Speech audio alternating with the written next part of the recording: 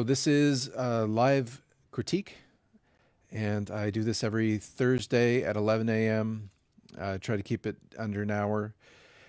So far, I've been doing just, it seems like two images. With how chatty I get, it tends to take me about that long. I wouldn't mind doing more than that if more were submitted. I've gotten some emails and communications from some of you or some people that you're a little bit shy to show your work in this context, and I appreciate that. I understand how intimidating that can be to put your work up on a wall in front of, especially in front of an audience that you might not know. That being said, I think I'm a pretty considerate critiquer. I don't think I'm uh, too intense or critical in bad ways or mean ways. And I really do think that critique is one of the most important ways for us to learn, to do something, our own work, and then have other people talk about it, right? That's the only way the feedback mechanism, or the best feedback mechanism that we have to really see what's working, what we're actually communicating, if what we intend is actually what happens in terms of what our audience receives. And it's really a valuable tool. So I hope, um, even if you're uncomfortable with it, even if you don't think your work is good enough or deserves to be looked at and critiqued in a serious manner, I hope you overcome that. I welcome all experience levels. I think we all have stuff to learn from each other, no matter where we're at in our development as artists, right? I think even the most basic or beginning artist can can teach something to an experienced artist, right? We can learn from each other at every stage, and I think it also benefits more experienced artists to be able to see maybe the development or early stages of development of an artist, because it I don't know, I think it helps us to see uh, the kinds of problems or the kinds of hurdles that we are all dealing with, no matter what experience level we're at. Anyway, I think there's a lot of value, a lot of benefit from these critiques, and I would hope that even if you have that resistance or that shyness, that you'd be willing to send in an image and put it up on the wall, so to speak, get it critiqued. I think you'll be happy you did. I think there's a lot, and there's something psychologically I think that happens when you put your work up on the wall, so to speak, or you put it up in front of people. There's a certain kind of psychological distance that you get. Um, you become more of the audience than the creator in that situation. You can see from a different perspective, from another person's eyes, so to speak. So lots of different things that I think come from critiques. All right, so I'm going to switch over here to Photoshop, and I'm going to zoom in a little bit on the first image that I'm going to talk about today. So this is a combination of photograph and paint. This artist, I know, um, basically glued down this photographic image of a truck going down a road, glued it down on some surface, a board or canvas or something, and then started painting into the image in the background and around the periphery.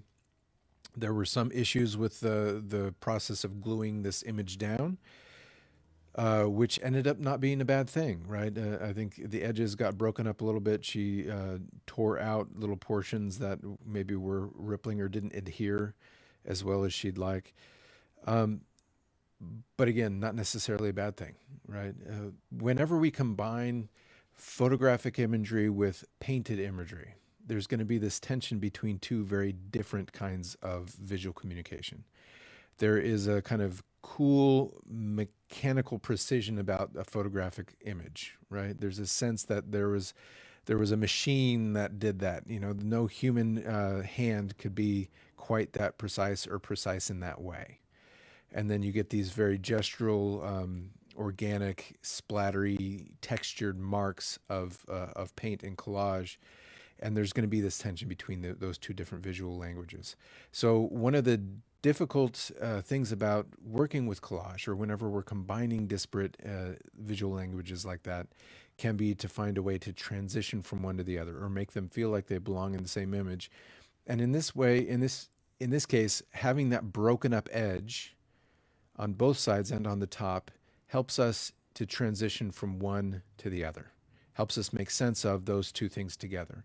There are a couple other things that she's done here that I think are very successful in terms of making those two very different visual languages combined in a successful way. One way that I think I've already mentioned to her, but I thought this was especially successful. I'm going to zoom in a little bit here. She has this edge up here of the trees. Let me see if I can get that line a little bit more visible. So she has this edge of the trees in the distance, and it's right along the edge, and then it transitions into this blue sky. So that's believable, right? That's what we'd expect to see, is along this transition from this line of the top of the trees and then into the blue sky. But then we have this tree right here in the midground that passes over that line, that line that separates the photograph, or these trees, and the paint in the sky. It transgresses that line and goes up above that line into the sky. So why that's so significant, I think, is because it helps us, it creates a spatial relationship between what's the subject matter in the photograph and the subject matter that's being painted, right? So there's this sense that this tree is in front of these trees in the background, and also in front of the sky. It creates this overlapping spatial relationship. This is in front, this is behind that, and then that's behind that, right? So just that little bit of overlapping, having this tree kind of come up and overlap both this background and the sky, implies a spatial relationship not just between the two elements in the photograph, but the photograph and the painted part of this image, right? So there are these little visual cues that we can give to imply a spatial relationship that can help us transition or make sense of what's happening when we're combining a photograph with painted imagery.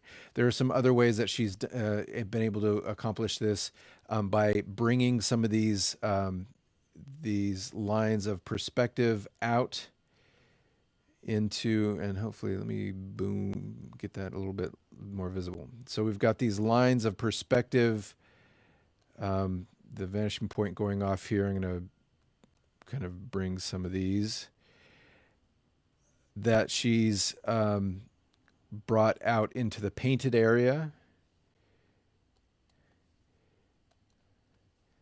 And let's do a couple more of these. Right?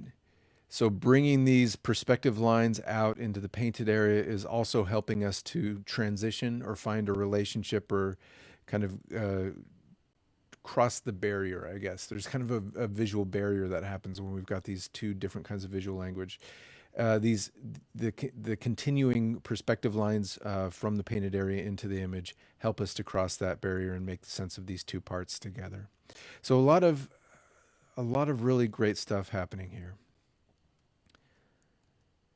And once we get those things to combine in an interesting way, in a believable way, in a cohesive way that doesn't feel like it's just like a photograph plopped on top of gestural paint, once we can create that transition or create that consistency or relationship between the two, I think that's one of the biggest hurdles to overcome, and she's done that really well here. I think maybe if I were to, let's go in here, there's this line of grass here, right, happening right along there, and she kind of brings that and kind of fades it out into this smaller line right here with probably pen or pencil or charcoal. I think I would have probably maybe just let that continue a little bit longer to bring in to kind of reinforce that that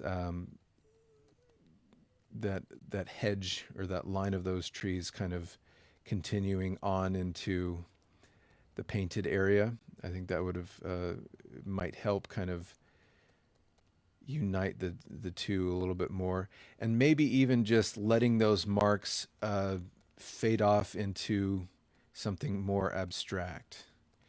So I'm going to bring some of these lighter greens in here to kind of bring, let's see, some of those colors in. Right. So even if these lines didn't really belong to a continuing hedge, but just tapped into that linear perspective line, I think that would help bridge that gap between photograph and the background and stitch those two parts of the images together. That's a fairly minor thing, though, and I'm wishing now that I had done all this modification on a different layer because I am probably going to run out of undos.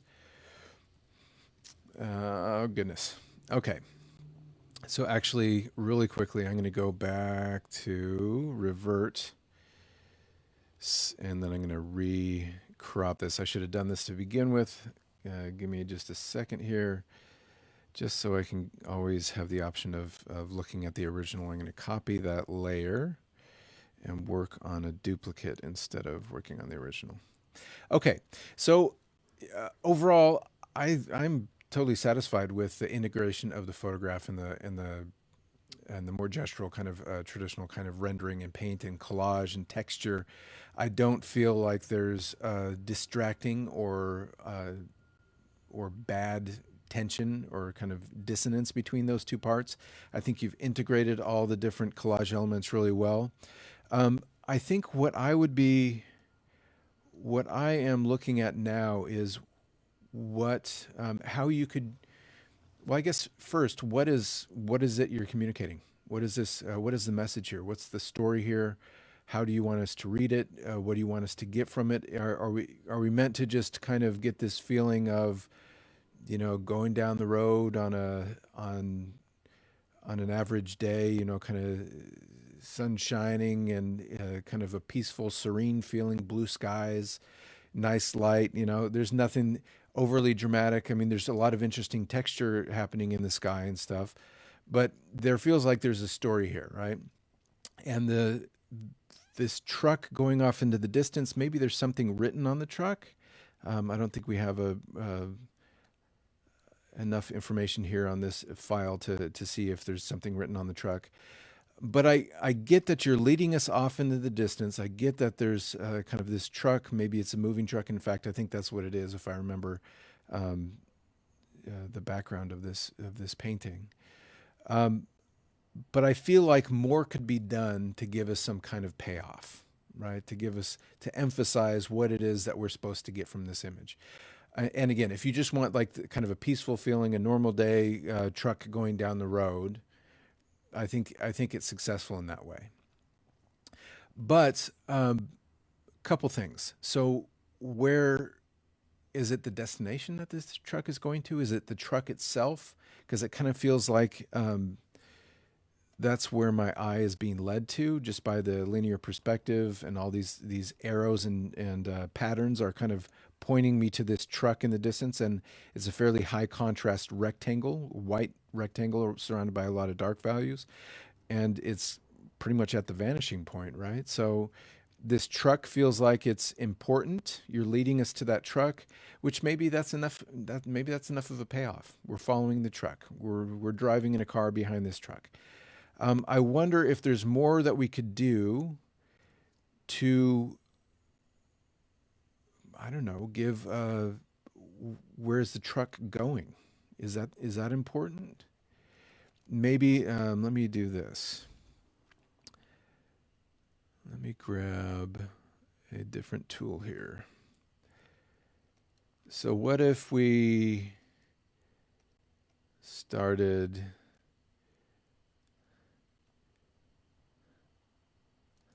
let me do this here. I'm making this up as I go, but what if we were to put this kind of red shape right there? And I'm going to deselect that, maybe make this layer a little bit more transparent. So there's that little punch of red in the distance. Maybe let me try changing the blend mode so it kind of mimics more what you might see with a, some kind of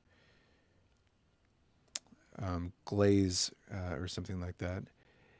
And maybe another kind of, I'm trying to do like these little pointy shapes because pointy shapes are gonna kind of be more forceful. Maybe choose a slightly different color. Deselect, and I'll change that to, or actually maybe I'll just leave that normal. So maybe a more opaque shape there.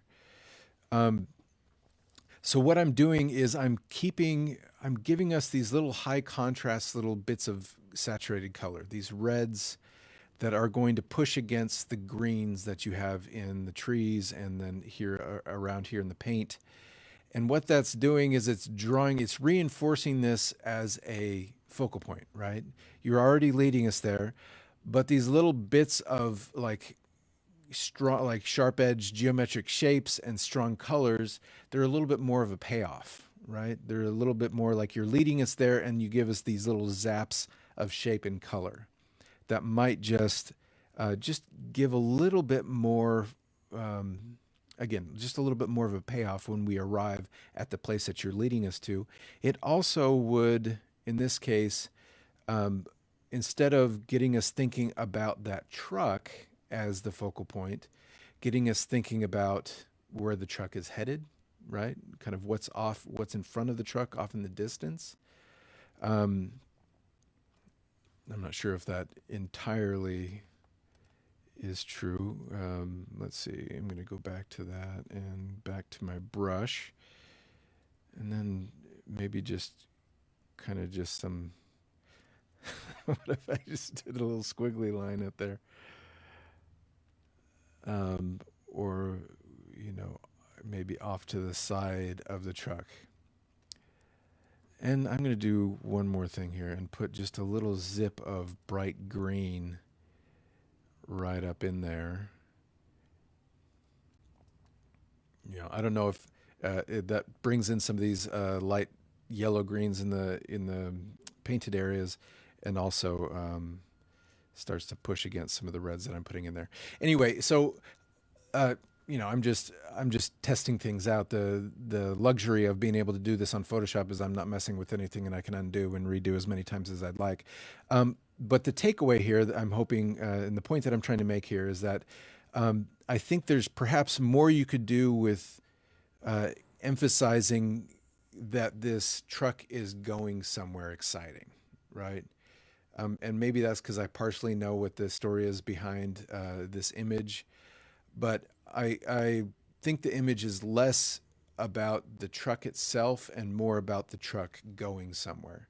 So there are ways that we could visually pull the attention away from that rectangle light rectangle of the truck and put our attention instead on like the vanishing point where the truck is headed toward. Anyway, I think you could probably accomplish a similar thing, and I'm going to delete all that and delete that. There's perhaps a way to do that by just putting um, more color in this big tree, right? Maybe you could fill out more of that with some highlights and shadows and paint and more saturated color. You could make other areas around the truck more saturated just with natural colors that would occur in the scene. Maybe this yellow could get increasingly intense as it gets closer to the truck. And then maybe the yellow could then, let me see if I could do this real quick. I don't know if this would work or not. Maybe it would be work better as like a collage element, but maybe that yellow. Oh, I'm realizing what that's doing. Maybe that yellow could be repeated in front of the truck, off in the distance. I don't know if that would be strong enough. Let me see if I can get a slightly stronger. No, that's pretty saturated already. But like a saturated color that would continue that line in front of the truck. Again, it's kind of like getting us away from just focusing on that truck and maybe thinking more about the destination. Okay, enough of that. I think that's my point is probably made there. The other thing I was thinking is that what are ways that we could use the negative space to reinforce that focal point more, like what's going on in the sky space.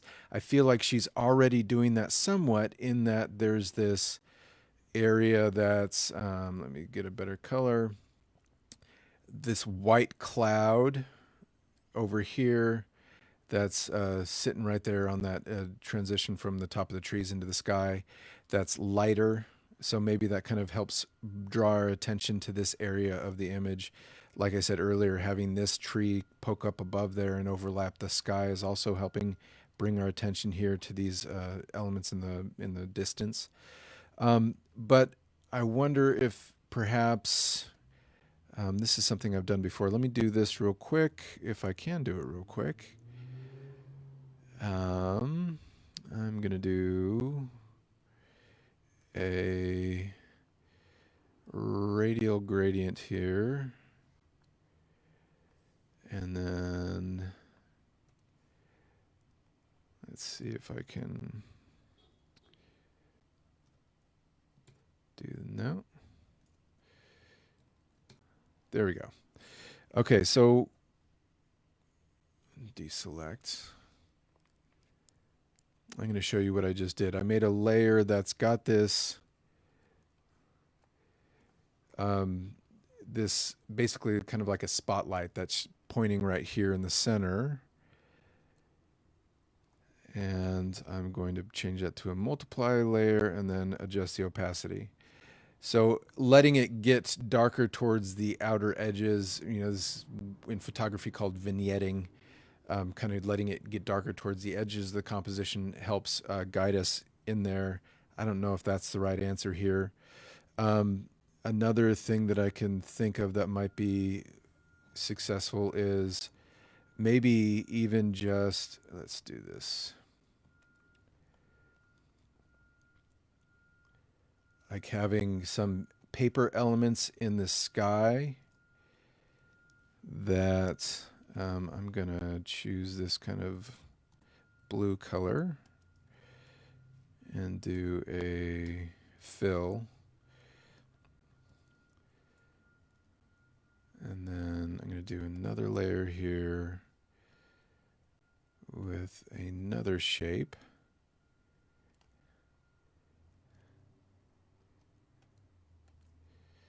With a different kind of blue.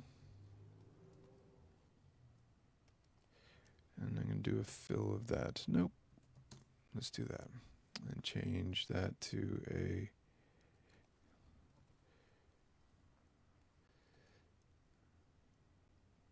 Let's do that. Okay, so this is a little bit heavy-handed, and I'm not sure that this would be the right answer.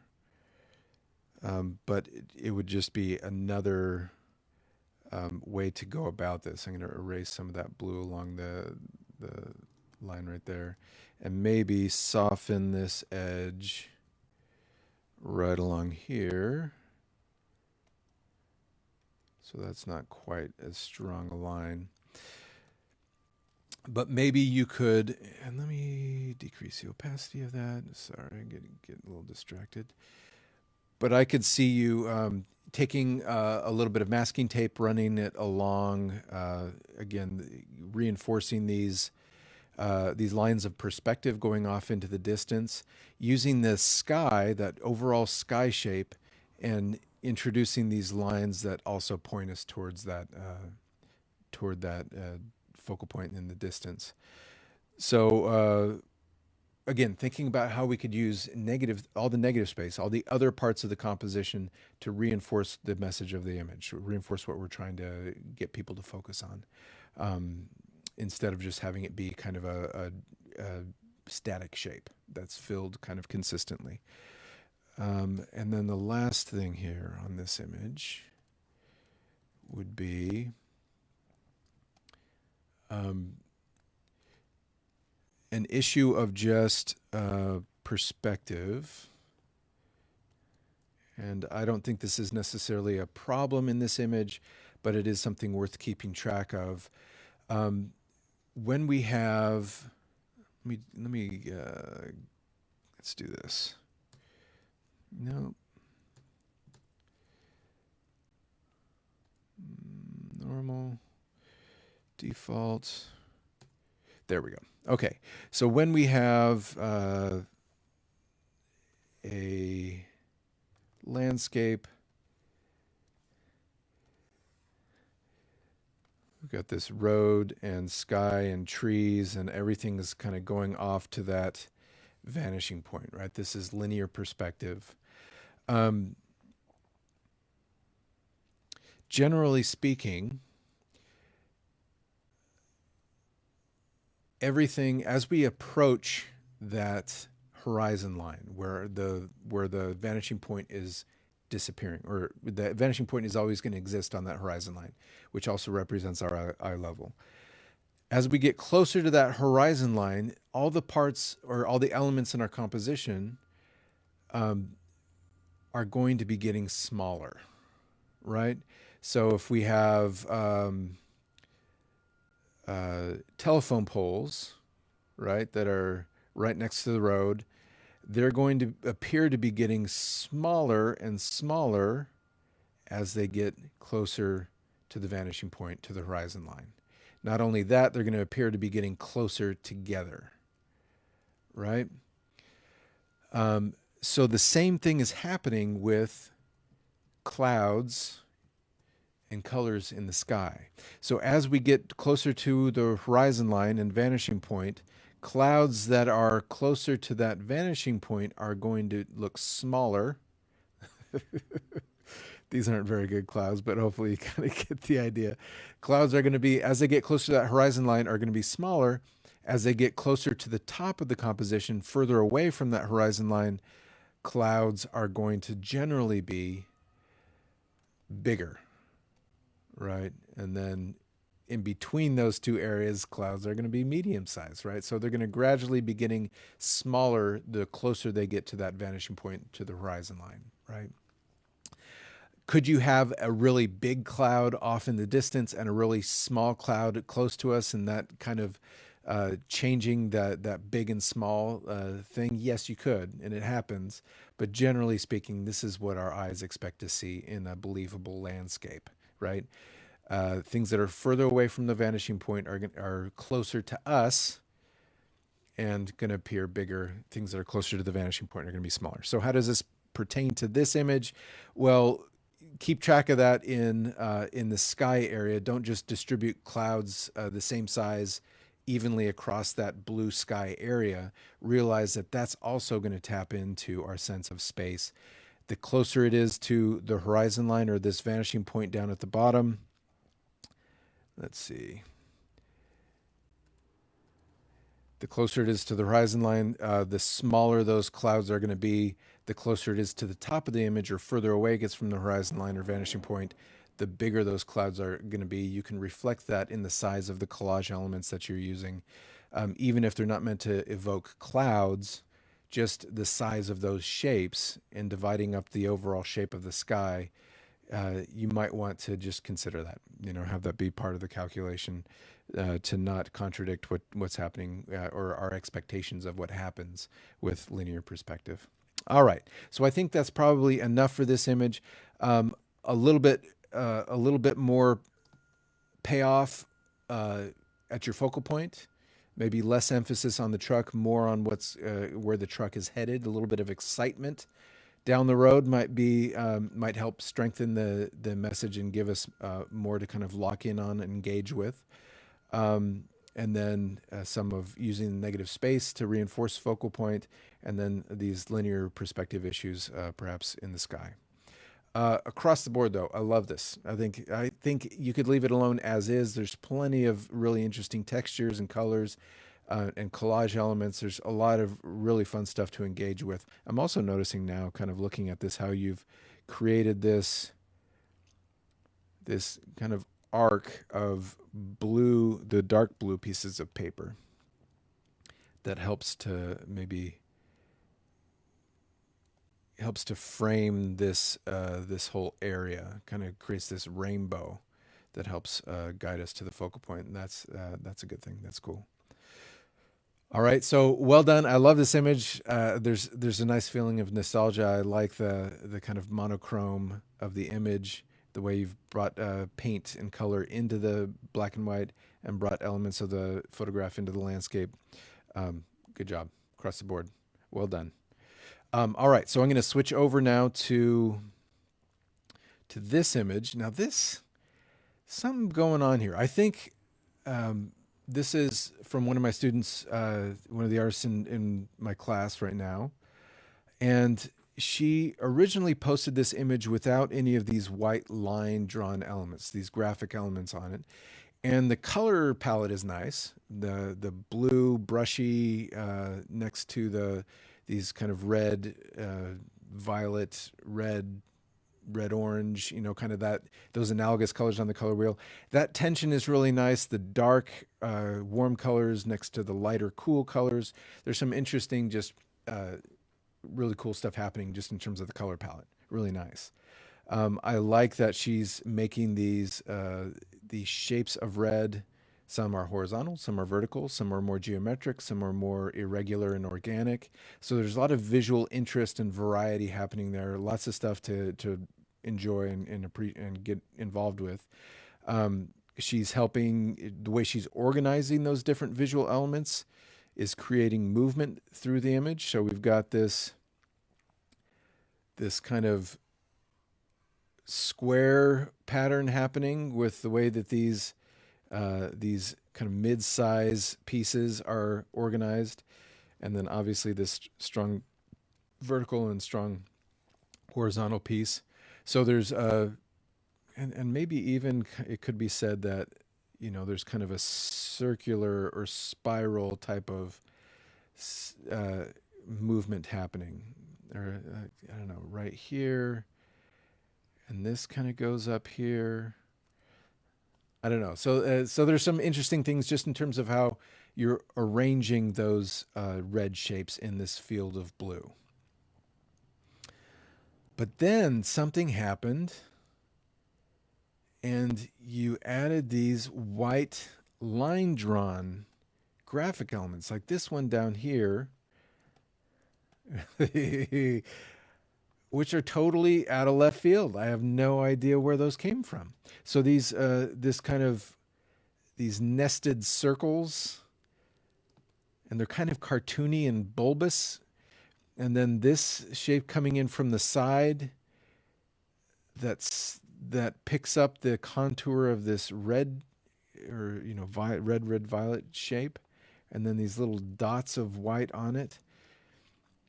So it almost feels like this really abstract, gestural, um, loose painting was invaded by a cartoon, or these really graphic line drawn elements.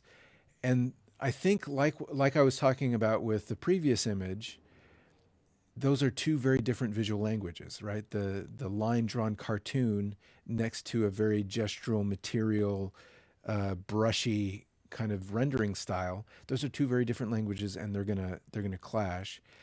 And we need to find some way to make them either gel, make sense together, or maybe the clashing is the point, right? This tension between those two visual languages.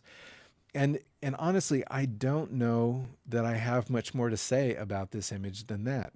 I think it became, with the introduction of those more kind of cartoony hand drawn elements, it became a totally different beast, a totally different kind of image. And I'm intrigued by that. I'd like to see where it's going. I don't. It doesn't feel resolved to me yet. Um, but at the same time, I hate to evoke. Oh goodness, why am I going to Philip Guston? I hate to evoke Philip Guston in this context because uh, his subject matter is so distasteful, and he's one of those artists that I think I've talked about before that I love to hate. I'm glad he's there, but he's kind of a dirty character. But in his images, he does combine these cartoony, uh, kind of line drawn images with a very kind of abstract expressionist type of vocabulary of marks and colors. And before he started adding these cartoony elements, he was completely abstract. So that's what this reminds me of. Is there's this kind of tension between these really material, textured, loose, abstract mark making, brushy brushwork, and then a more cartoony graphic line. Um, so So I kind of like that tension, just like I kind of like it in Philip Guston's work. There's this kind of grittiness or irreverence about that, the way this kind of cartoony stuff almost, I don't know, it's almost making fun of or minimizing or making less precious these more brushy, beautiful colors and textures. It's kind of, I don't know. I'm gonna have to, I probably should have thought about that a little bit more, but there's something about that tension that I find a lot of fun and really nice. I don't know if that's kind of the feeling that's intended here. Um, if you want to have those more integrated, what might we do to make that happen? I think you could um, fill in these areas. So let's take that blue, one of those blues. Let me do this on a separate layer actually, so I can. So we could take this blue in the background, maybe find a variation of that blue, and then start filling in. And my computer is going to have a hard time keeping up with this stuff. But fill in those some of these shapes that are created by the line drawing with variations of this color palette that you're using in the background. So again, we're kind of tying a visual relationship between these line drawn elements and the brushwork in the background just by filling those shapes with a related color or an analogous color or just a different um, shade or tint of that color. You could just along the same lines, like if I were to bring that red into this line. So now we have a visual connection between what's happening in this line drawn part of the image and what's happening in the background just by relating the color. You could try to break up that line in places so the blue kind of enters in some of those shapes and doesn't feel so disconnected. You've kind of done that right here. There's this break in the white line and that kind of lets us come into this shape and doesn't feel quite so cut out. Or you could just keep going more with those white lines and just have more of those throughout the image. I'm just going to start making more of these kind of white marks, and there's no rhyme or reason to the way I'm doing this. I'm just trying to introduce those to make a point. But if we have more of those kind of white line drawn graphic elements, they don't feel so anomalous, right? Right now we just have basically these two elements, so they feel like they're kind of you know like an anomaly in the context of these other marks. You've also helped to kind of unite the two by referring to the background brush work by following the contour of that shape. So you could do more of that. Maybe just bring more lines that kind of connect the dots of the background following these contour shapes. And that could visually, again, tie together not just the different parts of the composition, but these different visual languages, kind of giving us a way to unite the two, um, and and help us make sense of those two things together in the same composition. Anyway, I think that's all I have to say about it. I think I'm this appeals to my sense of humor. I like that tension between the cartoony and kind of the I don't want to say lowbrow, but the informal, the silly, and then this kind of more romantic vocabulary of abstract expressionism and these kind of more brushy, serious kinds of marks. I like that tension between the kind of the attitude of those two different visual styles, and I'm curious to see where you go with it. I think there's uh, plenty of stuff here to play with and experiment with. I'd love to see a whole series of these. There's definitely a lot to explore. All right, so I'm going to switch back. Switch back over to the front camera here. I believe that's all I have for you today. I think both images are a lot of fun. I think there's lots of great things happening in both of these, and I hope you send in if you do any kind of changes or develop those further. Definitely send them in. I'd love to see where they go from here.